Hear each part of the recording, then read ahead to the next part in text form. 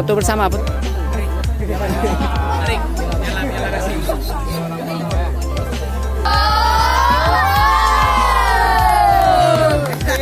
Alhamdulillah dengan ada turnamen normal ini, paling tidak anak-anak sudah ada kegiatan karena selama ini sudah 3 bulan anak-anak non latihan, tidak ada tempat latihan. Tapi dengan ada neo normal ini yang diadakan oleh Jong Aceh dan teman-teman dengan Football Aceh, ini aktivitas anak bisa berjalan dengan lancar dan mereka bisa mengejar prestasi tahun impian mereka. Saya sangat berterima kasih kepada pelatih saya, Pak Adi, Pak Is, dan lain-lainnya yang telah mengajarkan saya apa yang saya belum bisa sehingga saya bisa menjadi pemain terbaik seperti ini.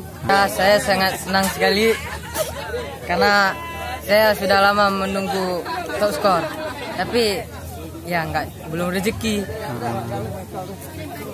Ya sungguh berat perjuangan kami semua, tapi Allah menunjukkan kami juara 1.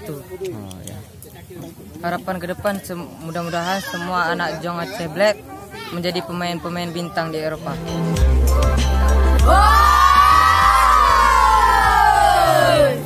Dengan hari ini anak-anak bermain di luar kesadaran mereka, saya pikir.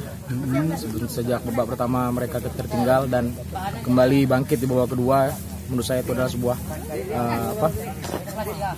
kepercayaan diri tinggi bagi mereka untuk bisa mendapatkan pertama kali medali emas untuk mereka. Karena setiap di final mereka selalu 2-3, tapi kali ini mereka bermain dengan cukup baik dan mereka juga bermain dengan all out, saya pikir, dan bisa mengalahkan tim-tim yang juga notabene juga dikandidatkan sebagai juara. Untuk pertandingan hari ini sebenarnya spesial ya, karena pas banget di hari ulang tahun saya dan juga mereka juara 1. Bagi saya ini adalah kado terindah buat saya dan juga untuk Jong Aceh. Harapan kepada anak-anak yang sudah juara ini?